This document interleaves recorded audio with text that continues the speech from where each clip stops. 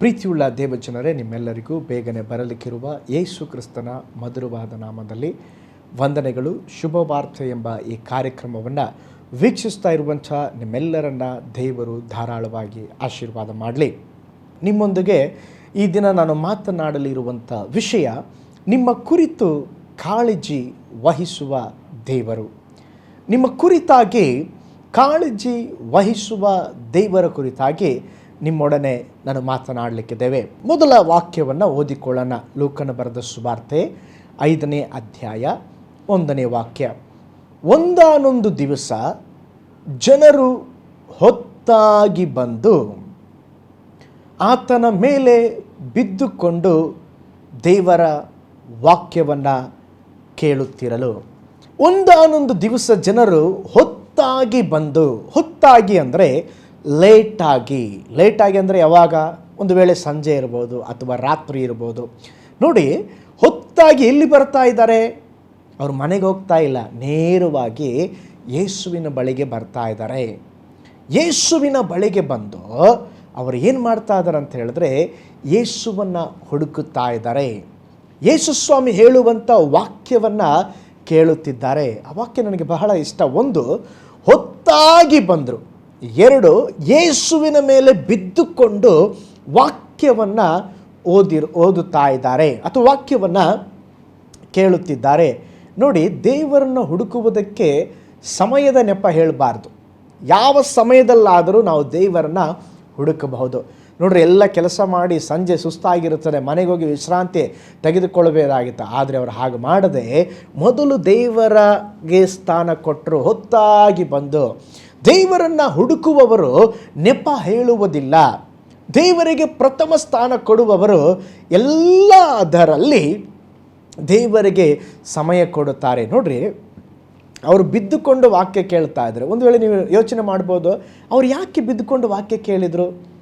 ಯೇಸುಸ್ವಾಮಿ ಕಾಲದಲ್ಲಿ ಮೈಕ್ ಇಲ್ಲ, ಯೇಸುಸ್ವಾಮಿ ಕಾಲದಲ್ಲಿ ಸ್ಪೀಕರ್ ಇಲ್ಲ. ಯೇಸುಸ್ವಾಮಿ ಮಾತನಾಡುವಾಗ ನಮ್ಮ ಥರ ಪೆಂತೆಕೋಸ್ ಪಾಸ್ಟರ್ ಥರ ಮಾತಾಡಿರಲ್ಲ. ಯಾಕಂದರೆ ಅವರು ಬಹಳ ಮಧುರವಾಗಿ ಮಾತನಾಡ್ತಾ ಇದ್ರು. ನಾವಾದರೂ ಅರಚಿ ಕಿರಿಚಿ ಎಲ್ಲ ಮಾತನಾಡ್ತಾರೆ. ಅಷ್ಟು ಮೆಲ್ಲಗೆ ಮಾತನಾಡುವಾಗ ಅವರ ವಾಕ್ಯವನ್ನು ಕೇಳಲು ಸಾವಿರಾರು ಜನರು ಬರ್ತಾಯಿದ್ರು. ಸಾವಿರಾರು ಜನರು ಬರುವಾಗ ನಾನು ನೆನೆಸ್ತೇನೆ, ಹಿಂದೆ ಇರೋರಿಗೆ ಕೇಳಿರೋದಿಲ್ಲ. ಅವ್ರೇನು ಮಾಡ್ತಾಯಿದ್ರು ಅಂದರೆ, ಅಯ್ಯೋ ಸ್ವಾಮಿ ವಾಕ್ಯ ಕೇಳ್ತಾ ಇಲ್ವಲ್ಲ ಅಂತೇಳಿ ಮುಂದೆ ಓಡಿ ಬರ್ತಾಯಿದ್ರು. ಮುಂದೆ ಓಡಿ ಬರುವಾಗ ಮುಂದೆ ಇರೋರು ಬಿಡ್ತಾರೆ, ನನಗೆ ಸ್ವಾಮಿ ಹೇಳೋದು ಕೇಳ್ತಾ ಇಲ್ಲ ಬಿಡ್ರಿ ಅಂತೇಳಿ ಅವರು ಕೂಡ ಅಲ್ಲಿ ನೂಕಲು ಇದ್ದಿರಬಹುದು. ಆದ್ದರಿಂದ ವಾಕ್ಯ ಹೇಳುತ್ತದೆ, ಯೇಸುವಿನ ಮೇಲೆ ಬಿದ್ದು ವಾಕ್ಯವನ್ನು ಕೇಳ್ತಾ ಇದ್ರಂತೆ. ಪ್ರೀತಿಯುಳ್ಳ ದೇವ ಮಕ್ಕಳೇ, ಆ ಜನರಿಗೆ ನೋಡಿ, ಯೇಸುವಿನ ವಾಕ್ಯದ ಮೇಲೆ ಎಷ್ಟು ಒಂದು ಹಂಬಲ, ಯೇಸುವಿನ ಮೇಲೆ ಎಷ್ಟು ಒಂದು ದಾಹ. ಅವರು ಸಮಯವನ್ನು ನೋಡಲಿಲ್ಲ, ನೆಪಗಳನ್ನು ಹುಡುಕಲಿಲ್ಲ. ಈಗ ದೇವರನ್ನು ಹುಡುಕುತ್ತಾ ದೇವರ ಮೇಲೆ ಬಿದ್ದು ವಾಕ್ಯವನ್ನು ಕೇಳಿಸಿಕೊಳ್ಳುತ್ತಾ ಇದ್ದಾರೆ. ನಮ್ಮ ಜೀವಿತದಲ್ಲಿ ಕೂಡ ಇವತ್ತು ಕೈಯಲ್ಲಿ ಬೈಬಲ್ ಇರೋದ್ರಿಂದ ಇವತ್ತು ಸತ್ಯವೇದದ ವಾಕ್ಯದ ಬೆಲೆ ನಮಗೆ ಗೊತ್ತಾಗ್ತಾ ಇಲ್ಲ. ಬೈಬಲ್ ಇಲ್ಲಂದರೆ ಸತ್ಯವೇದದ ವಾಕ್ಯದ ಬೆಲೆ ನಮಗೆ ಗೊತ್ತಾಗ್ತಾ ಇತ್ತು. ಆದರೆ ನಾವು ಕೂಡ ಮನೆಯಲ್ಲಿ ಬೈಬಲ್ ಓದೋದಿಲ್ಲ. ಇವತ್ತು ಮೊಬೈಲಲ್ಲಿ ಬೈಬಲ್ ಇದೆ, ಮೊಬೈಲಲ್ಲಿ ಬೇರೆ ಎಲ್ಲ ನೋಡ್ತೇವೆ, ಮೊಬೈಲ್ ಇರುವಂಥ ಬೈಬಲನ್ನು ನಾವು ಓದೋದಿಲ್ಲ.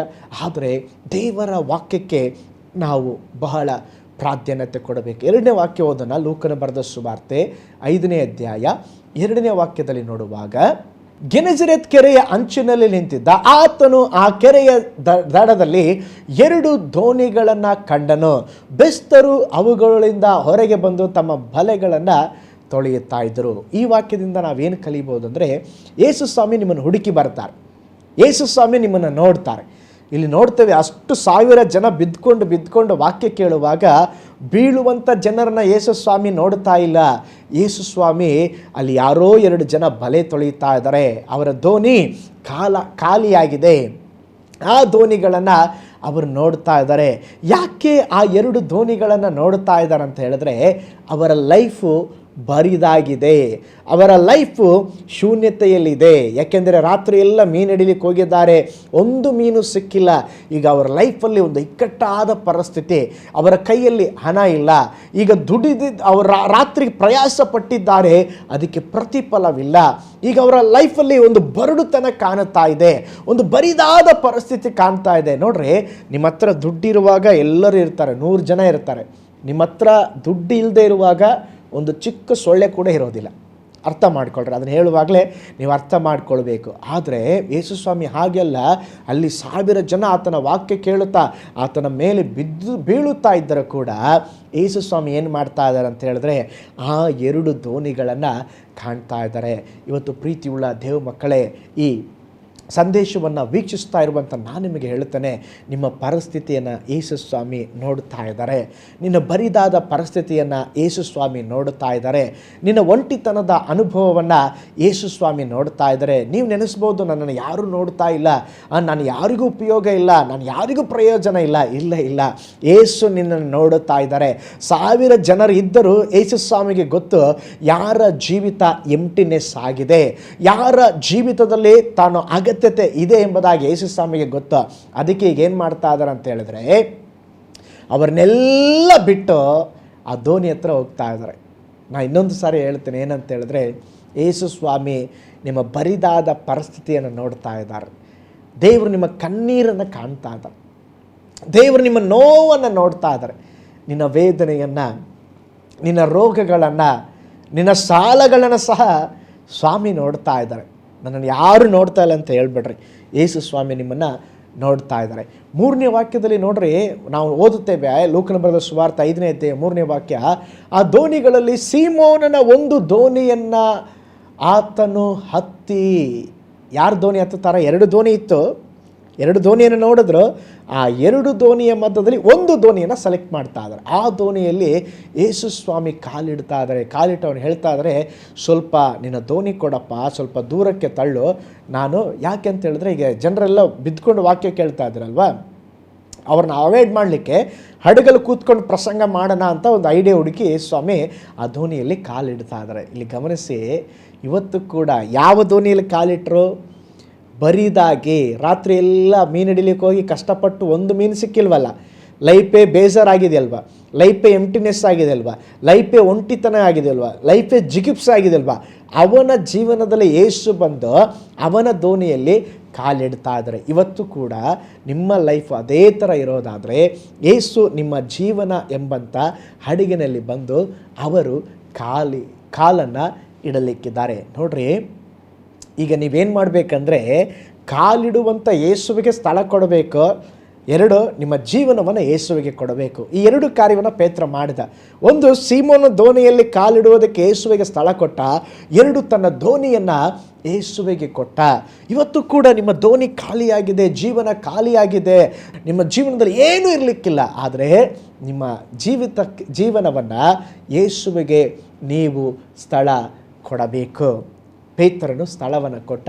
ನೀವು ಕಣ್ಣೀರಿನಲ್ಲಿ ಇರುವಂಥ ನೀನು ಯೇಸುವಿಗೆ ಬೇಕು, ಫಲಹೀನವಾಗಿರುವಂಥ ನೀನು ಯೇಸುವಿಗೆ ಬೇಕು, ರೋಗದಲ್ಲಿ ಆಗಿರುವಂಥ ನೀನು ಬೇಕು, ಎಲ್ಲರಿಂದ ಕೈ ಬಿಡಲ್ಪಟ್ಟಂಥ ನೀನು ಯೇಸುವಿಗೆ ಬೇಕು. ಯೇಸುವಿಗೆ ಶ್ರೀಮಂತರು, ಯೇಸುವಿಗೆ ದೊಡ್ಡ ದೊಡ್ಡ ವ್ಯಕ್ತಿಗಳು, ಯೇಸುವಿಗೆ ನಾನೆಲ್ಲ ಚೆನ್ನಾಗಿದ್ದೀನಿ, ತೃಪ್ತಿ ಇದ್ದೀನಿ ಅಂಥವ್ರು ಯಾರು ಯೇಸುವಿಗೆ ಬೇಡ. ಯೇಸುವಿಗೆ ಜೀವಿತದಲ್ಲಿ ನೊಂದು ಬೆಂದಿರುವಂಥ ಜನರೇ ಬೇಕು. ಏಕೆಂದರೆ ಅವ್ರಿಗಾಗಿ ಯೇಸು ಸ್ವಾಮಿ ಬಂದಿದ್ದಾರೆ. ನೋಡ್ರಿ, ಈಗೇನು ಕೇಳ್ತಾ ಇದ್ದಾರೆ ಅವನ ಬಳಿ, ನೀನು ದೋಣಿ ಕೊಟ್ಟಿದ್ಯಪ್ಪ, ಸ್ವಲ್ಪ ಮುಂದಕ್ಕೆ ನಡೆಸ್ತೀಯಾ? ನೀವು ದೋಣಿ ಕೊಡೋದು ಮಾತ್ರವಲ್ಲ, ನಿಮ್ಮ ದೋಣಿಯಲ್ಲಿ ಯೇಸುವಿಗೆ ಪ್ರಯಾಣ ಮಾಡೋದಕ್ಕೆ ಸ್ಥಳ ಕೊಡ್ರಿ. ಯೇಸು ಸ್ವಾಮಿ ಏನು ಕೇಳ್ತಾ ಇದ್ರೆ, ದೋಣಿ ಕೇಳ್ತಾ ಇದ್ದಾರೆ ಪೇತ್ರನಿಗೆ. ಅವನೇ ತುಂಬ ಟೆನ್ಷನಲ್ಲಿದ್ದಾನೆ, ಚಿಂತೆಯಲ್ಲಿದ್ದಾನೆ.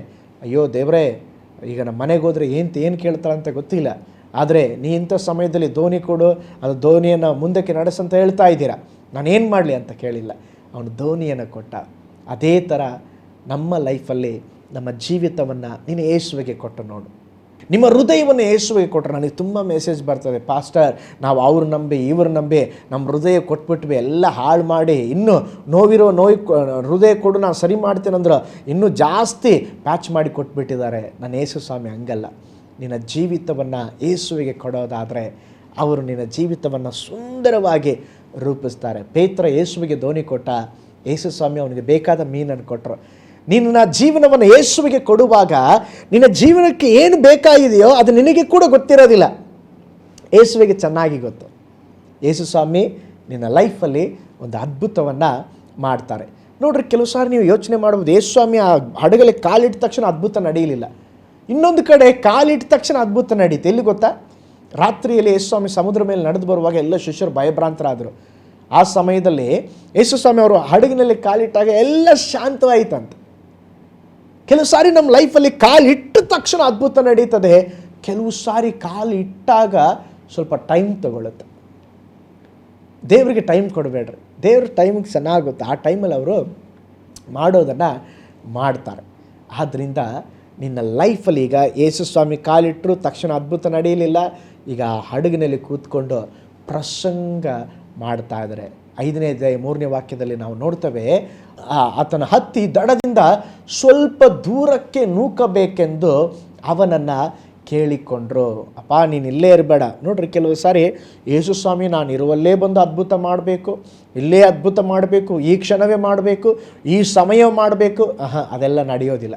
ಅದೆಲ್ಲ ದೇವರ ಸಮಯಕ್ಕೆ ನಡೀತದೆ. ದೇವರು ಹೇಳ್ತಾ ಇದ್ದಾರೆ, ನಿನ್ನ ದೋಣಿ ಕೊಟ್ಟಿದೆಯಪ್ಪ, ಸ್ವಲ್ಪ ದಡದಿಂದ ಸ್ವಲ್ಪ ದೂರಕ್ಕೆ ನೂಕಬೇಕು. ಇವತ್ತೆಲ್ಲ ತೀರದ ಪ್ರದೇಶದಲ್ಲೇ, ಎಲ್ಲ ತೀರ ಅಂತ ಹೇಳಿದ್ರೆ ಎಲ್ಲ ಕೂತಲ್ಲೇ ಆಗಬೇಕು, ಅದೆಲ್ಲ ನಡೆಯಲ್ಲ. ದೇವರ ಕ್ರಿಯೆಗಳು ನಡೀಬೇಕಂದ್ರೆ ನೀನು ದೇವರೊಂದಿಗೆ ನಡೆಯಬೇಕು, ದೇವರ ವಾಕ್ಯ ಓದಬೇಕು, ನೀನು ಪ್ರಾರ್ಥನೆ ಮಾಡಬೇಕು. ಯೇಸುವಿನೊಟ್ಟಿಗೆ ನಿನಗೂ ಯೇಸುವಿನೊಂದಿಗೆ ಒಂದು ಕನೆಕ್ಷನ್ ಇರಬೇಕು.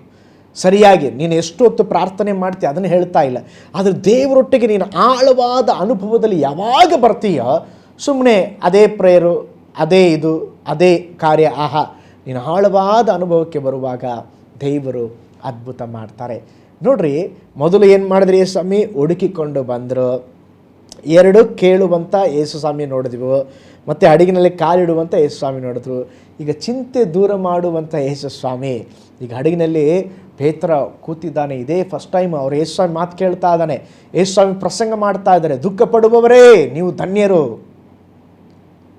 ಶುದ್ಧ ಹೃದಯವುಳ್ಳವರೇ ನೀವು ಧನ್ಯರು. ಅನೇಕ ವಾಕ್ಯಗಳನ್ನು ಯೇಸು ಸ್ವಾಮಿ ಪ್ರಸಂಗ ಮಾಡುವಾಗ ಪೇತ್ರ ಒಂದು ಕಡೆ ವಾಕ್ಯ ಕೇಳ್ತಾ ಇದ್ದಾನೆ, ಒಂದು ಕಡೆ ಚಿಂತೆ ಮಾಡ್ತಾ ಇದ್ದಾನೆ. ಅಯ್ಯೋ, ಇವತ್ತು ಮನೆಗೆ ಹೋದರೆ ನನ್ನ ಹೆಂಡ್ತಿ, ಗೋಳಾಟದ ಹೆಂಡ್ತಿ ಇವತ್ತೇನು ಹೇಳ್ತಾಳೋ, ಪ್ರತಿ ದಿವಸ ಏನಾದರೂ ತೊಗೊಂಡೋದ್ರೆ ಏನಾದರೂ ಹೇಳ್ತಾಳೆ, ಇವತ್ತು ನಾನು ಕೈ ಬೀಸ್ಕೊಂಡು ಹೋದರೆ ಏನು ಮಾಡೋದು, ಇಂಥ ಒಂದು ಕಡೆ ಚಿಂತೆ. ಇನ್ನೊಂದು ಕಡೆ ಏನಂತ ಹೇಳಿದ್ರೆ ಯೇಸುವಿನ ಮಾತುಗಳಿಗೂ ಚಿಂತೆಗೆ ಒಂದು ದೊಡ್ಡ ಹೋರಾಟ. ಆದರೆ ಯೇಸುವಿನ ಮಾತು ಕೇಳಿ ಕೇಳಿ ಕೇಳಿ ಪೇತ್ರ ಆ ಚಿಂತೆಗಳನ್ನೆಲ್ಲ ಮರೆತು ಬಿಟ್ಟ. ಪ್ರೀತಿಯುಳ್ಳ ದೇವ ಮಕ್ಕಳೇ, ದೇವರ ವಾಕ್ಯ ನಿಮ್ಮ ಚಿಂತೆಯನ್ನು ಹೋಗಲಾಡಿಸ್ತದೆ. ಈಗೆಲ್ಲ ಪ್ರಸಂಗ ಮುಗೀತು ನೋಡ್ರಿ. ಪ್ರಸಂಗ ಮುಗಿದ ಮೇಲೆ ಕೈ ಕೊಟ್ಬಿಟ್ಟು ಪ್ರೈಸ್ ಲಾರ್ಡ್ ಪೇತ್ರ, ನಿಮ್ಮ ಧೋನಿ ಕೊಟ್ಟಿದ್ದೀರಾ, ತುಂಬ ಥ್ಯಾಂಕ್ಸಪ್ಪ, ದೇವರು ನಿನ್ನನ್ನು ಆಶೀರ್ವಾದ ಮಾಡಲಿ. ಪಾಸ್ಟರ್ ಎಲ್ಲ ಏನು ಕೊಡ್ತಾರೋ ಇಲ್ವೋ ಇದೆಲ್ಲ ಕೊಡ್ತಾರಲ್ಲ ಎಲ್ಲ ಜನರಿಗೆ ಕೈ ಕೊಟ್ಟು ಗಾಡ್ ಬ್ಲೆಸ್ ಯು, ದೇವ್ರು ನಿಮ್ಮನ್ನು ಆಶೀರ್ವಾದ ಮಾಡಲಿ, ಆ ಥರ ಕೈ ಕೊಟ್ಟು ಕಳಿಸ್ಲಿಲ್ಲ ರೀ. ಬೈಬಲ್ ಹೇಳ್ತದೆ ಅವನು ಮರ್ತುಬಿಟ್ಟ. ಈಗ ಚಿಂತೆ ಏನಿತ್ತು ಅವನಿಗೆ, ರಾತ್ರಿ ಎಲ್ಲ ಮೀನು ಹಿಡಿಲಿಕ್ಕೆ ಹೋಗಿದ್ದೀವಲ್ಲ ಮಾರಾಯ, ಒಂದು ಮೀನು ಸಿಕ್ಕಿಲ್ಲ, ಈಗ ಏನು ಮಾಡೋದು? ಈಗ ವಾಕ್ಯ ಕೇಳಿ ಕೇಳಿ ಆ ಚಿಂತೆ ಎಲ್ಲ ಹೋಗ್ಬಿಟ್ಟಿದೆ. ಹೋದ ಮೇಲೆ ಅವನು ಮರ್ತು ಬಿಟ್ಟಿದ್ದಾನೆ, ಯೇಸು ಸ್ವಾಮಿ ಮರ್ತಿಲ್ಲ. ಪೇತ್ರ, ಧೋನಿ ಕೊಟ್ಟಿದ್ದಕ್ಕೆ ಥ್ಯಾಂಕ್ಸ್, ಆದರೂ ನಿನ್ನ ಧೋನಿಯನ್ನು ಸ್ವಲ್ಪ ಆಳವಾದ ಸ್ಥಳಕ್ಕೆ ನಡೆಸು. ಈಗಾಗಲೇ ಅದ್ರ ಬಗ್ಗೆ ಹೇಳಿದೆ, ಆಳವಾದ ಸ್ಥಳ ಅಂದರೆ ಡೀಪ್ ಆಗಿ ನೀವು ದೇವರೊಟ್ಟಿಗೆ ಒಂದು ಐಕ್ಯ ಇರಬೇಕು, ಡೀಪ್ ಆಗಿ ದೇವರೊಟ್ಟಿಗೆ ಪ್ರಾರ್ಥನೆ ಇರಬೇಕು, ಡೀಪ್ ಆಗಿ ದೇವರ ವಾಕ್ಯವನ್ನು ಜ್ಞಾನ ಮಾಡಬೇಕು. ಈಗ ಬಲೆ ಹಾಕ್ಲಿಕ್ಕೆ ಹೇಳಿದ್ರು, ಬಲೆ ಹಾಕೋ ಮುಂಚೆ ಹೇಳ್ತಾ ಇದ್ದಾನೆ ಪೇತ್ರ, ಸ್ವಾಮಿ ರಾತ್ರಿಯೆಲ್ಲ ಪ್ರಯಾಸಪಟ್ಟೆ, ಒಂದು ಮೀನು ಸಿಗಲಿಲ್ಲ ಸ್ವಾಮಿ. ಅದೇನು ಹೇಳ್ತಾರೆ, ಭೂತಾಯಿ ಅಂದರೆ ಚಿಕ್ಕದಿರುತ್ತಲ್ವ ಸ್ವಾಮಿ, ಒಂದು ಭೂತಾಯಿ ಮೀನು ಕೂಡ ಸಿಗಲಿಲ್ಲ. ನನ್ನ ಲೈಫಲ್ಲಿ ಫೇಲಿಯರ್ ಆಗಿದ್ದು ಇದೇ ಫಸ್ಟ್ ಟೈಮ್. ಇಷ್ಟು ದಿವಸ ಮೀನು ಹಿಡಿದಿದ್ದೇನೆ, ಇಷ್ಟು ದಿವಸ ಬಿಸ್ನೆಸ್ ಮಾಡಿದ್ದೇನೆ, ನನ್ನ ಲೈಫಲ್ಲಿ ಎಲ್ಲಿ ಸೋತಿಲ್ಲ ಸ್ವಾಮಿ, ನಿನ್ನೆ ರಾತ್ರಿ ಸೋತೋಗ್ಬಿಟ್ಟೆ, ನನಗೆ ಬೇಸರ ಆಗಿಬಿಟ್ಟದೆ.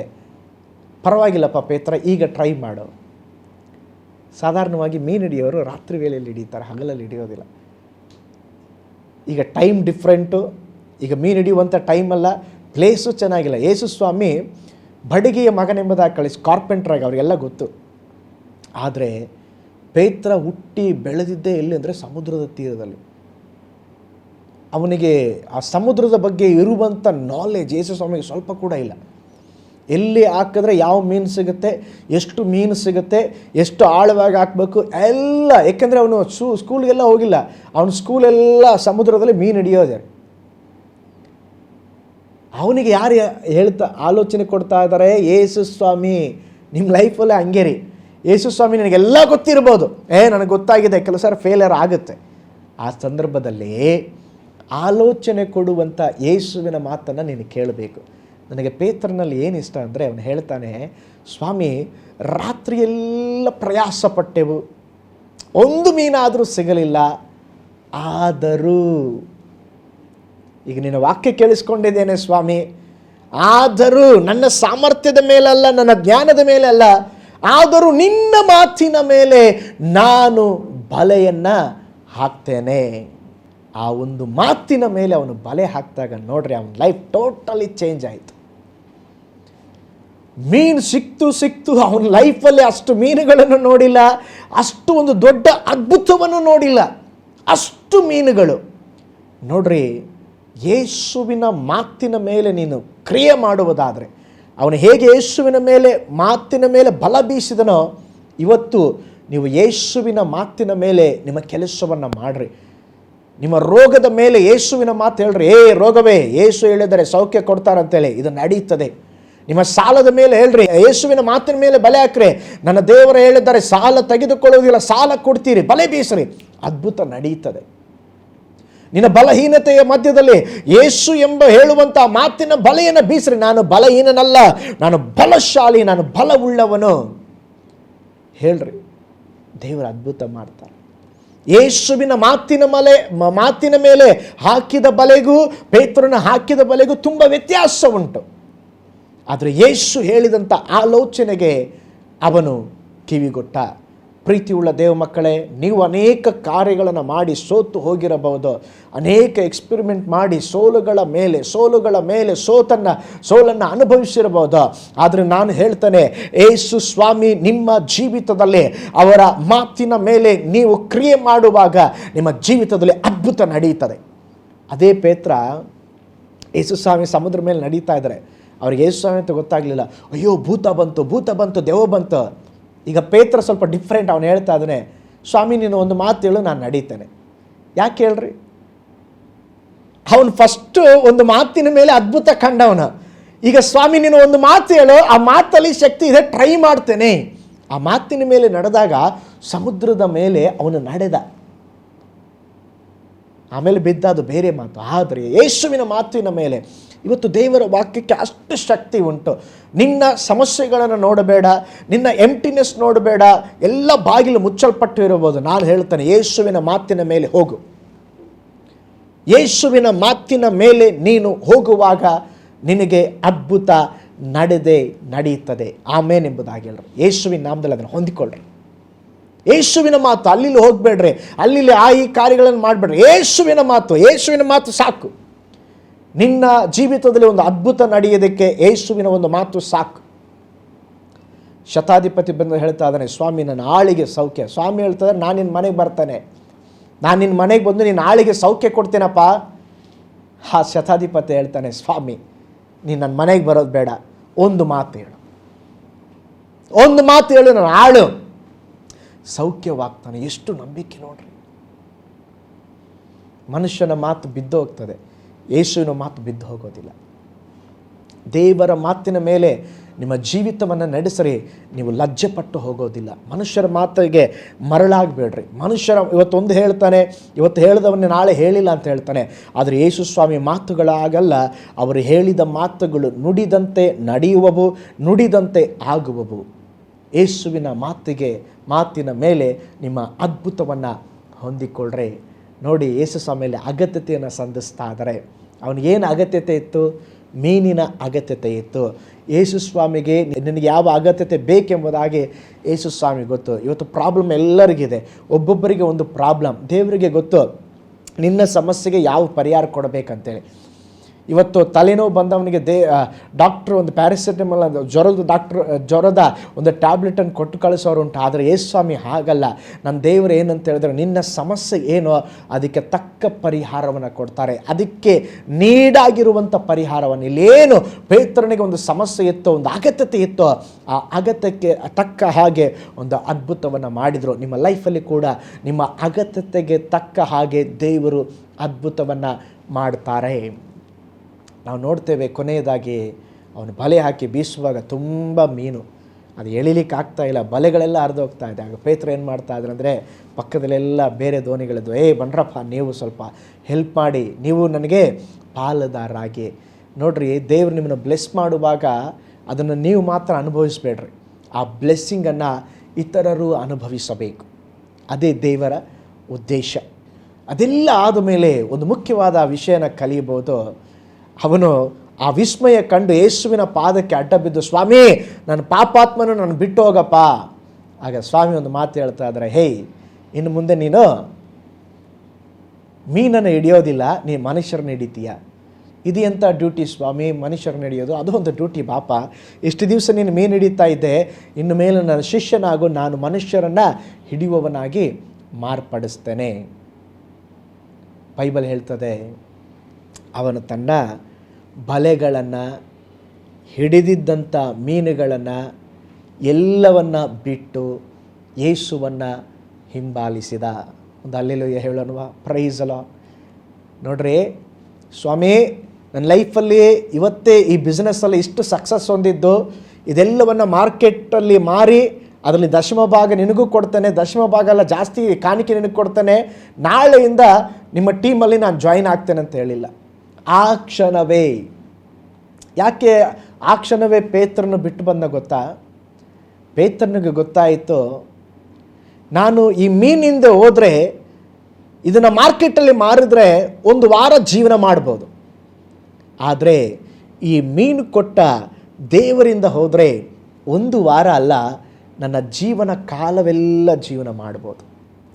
ನಾನು ಈ ಆಶೀರ್ವಾದದ ಹಿಂದೆ ಹೋಗುವುದಿಲ್ಲ, ಆಶೀರ್ವದಿಸುವಂಥ ದೇವರ ಹಿಂದೆ ಹೋಗ್ತಾ ಇದ್ದಾನೆ. ಇವತ್ತು ನೀವು ಯಾರ ಹಿಂದೆ ಹೋಗ್ತಾ ಇದ್ದೀರಾ? ಇವತ್ತೆಲ್ಲ ಆಶೀರ್ವಾದ ಹಿಂದೆ ಓಡ್ತಾ ಇದ್ದಾರೆ. ಆಶೀರ್ವಾದ, ಆಶೀರ್ವಾದ, ಆಶೀರ್ವಾದ, ಆಶೀರ್ವಾದ. ಆಶೀರ್ವಾದವೇ ನಮ್ಮ ಲೈಫು. ನಿಜವಾಗ್ಲೂ ಆಶೀರ್ವಾದ ಬೇಕಿಲ್ಲ ಅಂತಲ್ಲ, ಆಶೀರ್ವಾದ ಅಲ್ಲ ರೀ, ಆಶೀರ್ವದಿಸುವಂಥ ಯೇಸುವನ್ನು ಹಿಡಿಯಿರಿ. ಆಶೀರ್ವದಿಸುವಂಥ ಯೇಸು ನಿಮ್ಮೊಂದಿಗಿದ್ದರೆ ಆಟೋಮೆಟಿಕ್ಕಾಗಿ ಎಲ್ಲ ಬರ್ತದೆ. Praise the lord. ಈ ವಾಕ್ಯ ಭಾಗಗಳನ್ನು ನೀವು ಧ್ಯಾನಿಸಿ, ಲೂಕನ ಬರೆದ ಸುವಾರ್ತೆ 5ನೇ ಅಧ್ಯಾಯ 1-11 ಬಹಳ ಒಳ್ಳೆಯ ವಾಕ್ಯ. ಎಷ್ಟೋ ಕಾರ್ಯಗಳನ್ನು ನಾವು ಇವತ್ತು ಧ್ಯಾನಿಸಿದ್ದೇವೆ. ನಾವು ಪ್ರಾರ್ಥನೆ ಮಾಡೋಣವೇ? ಪರಲೋಕದಲ್ಲಿ ವಾಸ ಮಾಡುವಂಥ ನಮ್ಮ ತಂದೆಯಾದ ದೇವರೇ, ಈ ಒಳ್ಳೆಯ ಸಮಯಕ್ಕಾಗಿ ಸ್ತೋತ್ರ. ವೀಕ್ಷಿಸಿದ ಪ್ರತಿಯೊಬ್ಬರಿಗಾಗಿ ಸ್ತೋತ್ರ. ನಮ್ಮ ಬರಿದಾದ ಜೀವಿತವನ್ನು ನೀನು ಬಲ್ಲೆ. ಬರಿದಾದ ಜೀವಿತವನ್ನು ಸಮೃದ್ಧಿಯಾಗಿ ಮಾಡಲು ನಿನಗೆ ಮಾತ್ರ ಸಾಧ್ಯಪ್ಪ. ಹೇಗೆ ಪೇತ್ರನ ಜೀವಿತವನ್ನು ಬರುಡುತನದಿಂದ ದೇವರೇ ಒಂದು ಸಮೃದ್ಧಿಗೆ ನಡೆಸಿದ್ರು, ನಮ್ಮ ಜೀವಿತವೂ ಕೂಡ ಕೆಲವು ಸಮಯ ಹಾಗೇ ಇದೆಯಪ್ಪ. ನಾವೆಲ್ಲ ಏನೇನೋ ಪ್ರಯಾಸ ಪಡುತ್ತಾ ಇದ್ದೇವೆ, ಕಷ್ಟಪಡುತ್ತಾ ಇದ್ದೇವೆ, ಆದರೆ ಲೈಫಲ್ಲಿ ಏನೂ ಸಿಗ್ತಾ ಇಲ್ಲ, ಕೇವಲ ಎಂಟಿನೆಸ್ ಸಿಗ್ತಾ ಇದೆ. ಸ್ವಾಮಿ, ನೀವು ಬನ್ನಿಯಪ್ಪ. ಪೇತ್ರನ ಹಡಗಿನಲ್ಲಿ ನೀವಿದ್ದಾಗ ಹೇಗೆ ವ್ಯತ್ಯಾಸ ಉಂಟಾಯಿತು, ಅದೇ ವಿಧದಲ್ಲಿ ಅನೇಕರ ಜೀವಿತದಲ್ಲಿ, ಅನೇಕರ ಕುಟುಂಬದಲ್ಲಿ ವ್ಯತ್ಯಾಸ ಉಂಟಾಗಲಿ ಯೇಸುವಿನ ನಾಮದಲ್ಲಿ. ಈ ಕ್ಷಣವೇ ಕರ್ತನೆ, ಎಲ್ಲ ಬರಿದಾದ ಪರಿಸ್ಥಿತಿಗಳು ನೀಗಿ ಹೋಗಲಿ ಸ್ವಾಮಿ. ನಿನ್ನ ಮಾತಿನ ಮೇಲೆ ಒಂದೊಂದು ಅದ್ಭುತ ನಡೆಯಲಿ ಸ್ವಾಮಿ. ರೋಗಿಗಳು ಸೌಖ್ಯವಾಗಲಿ ಸ್ವಾಮಿ. ಚಿಂತೆಗಳು ಮಾಯವಾಗಲಿ ಸ್ವಾಮಿ. ಸಾಲಗಳು ನೀಗಿ ಹೋಗಲಿ ಸ್ವಾಮಿ.